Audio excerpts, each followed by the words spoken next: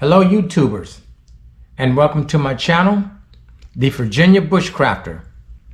And if this is your first time here, this is the channel where we learn and we practice bushcrafting, prepping, and survival skills.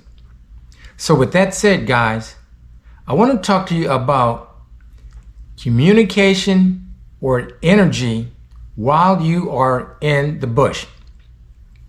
Now, when we're at our residence, we have all the conveniences of stored electricity. We can push a button, have our lights come on in a different room. We can be away from our home, turn the lights on and off. We can clap our hands and say, find this, find that. We can go to the refrigerator, open it, or not even necessarily open it, push a cup or a glass underneath, ice, water comes out. All this is supplied with stored energy. Now, what do you do for stored energy when you are in the bush? Well, one method of stored energy is this device, a cell phone. Now, with this device, we can control things 20 miles away or further away from our main resident.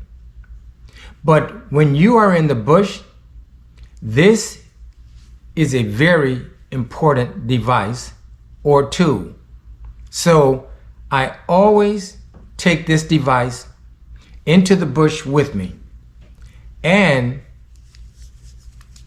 as to be prepared as I possibly can, along with this comes this, another cell phone.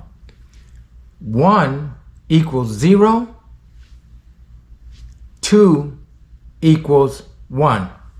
So, guys, this is something that is very, very important. And I'm sure that all bushcrafters, preppers, or survivalists take this device into the bush with them. Now, when I leave my residence, both of these devices are fully charged, as well as a battery pack.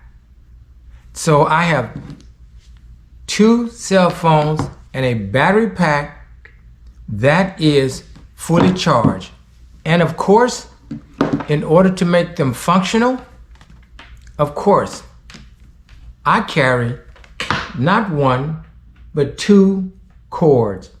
Again, 1 equals 0, 2 equals 1. So now, with having 2 cell phones and to make sure that my emergency contact's in that telephone, as well as the number to the game warden. So if I need to contact either one of those individuals in emergency, I can do that. Now, what happens when you go to the bush and you plan on being there at least 2 days?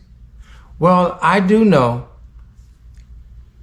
for 1 day, I feel pretty confident that with the 3 devices that I will have enough stored energy to communicate. However, what I take as a precaution is a solar charger battery pack.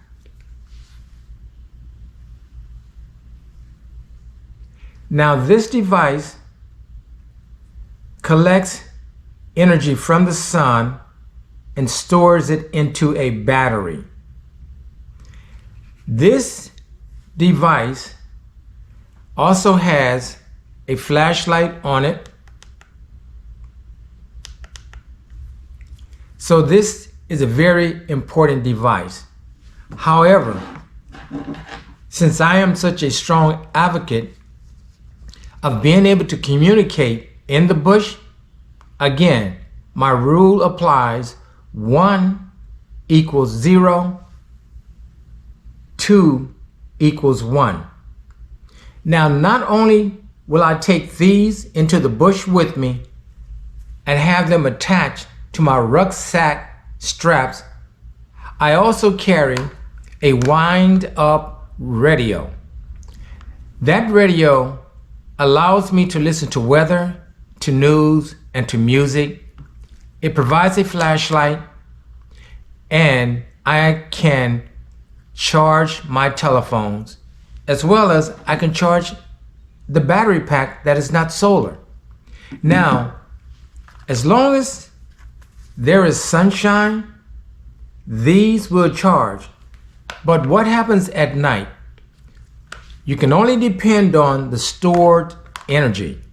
So that is why I carry a wind-up radio, because a wind-up battery solar charger battery pack, because I can wind that up at night and it will charge my telephone. I can charge one of the battery packs, as well as the regular battery pack. Now, this device, this is a solar charger and power bank. Now, you can charge 2 devices at one time. It has a port here and a port here. So you can charge two devices at one time. Now, this is suitable. It says it's suitable for charging most name brand phones, GPS devices, cameras, and more. You have just seen the emergency LED flashlight, the dual USB micro charging port, and it is also water resistant, dust proof, and shock proof, and it is environmentally friendly. And again, it is 8,000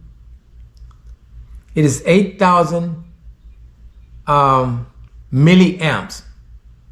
So I think that it's sufficient for a person like me going into the bush for 2 days or longer, because I can constantly collect energy and store it into the battery. And if it's a cloudy day and the sun is not shining, that's when I can use my wind-up radio that will produce enough energy to store into the battery so that I can charge my telephones. So guys, this is just a safety tip or a prepping tip that I suggest, and I'm sure all bushcrafters, preppers, survivalists, people in general, that when you go into the bush that you have these devices.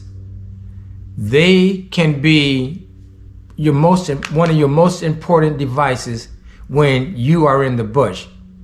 So guys, I just wanted to bring that to your attention because it is something I feel that is very, very important.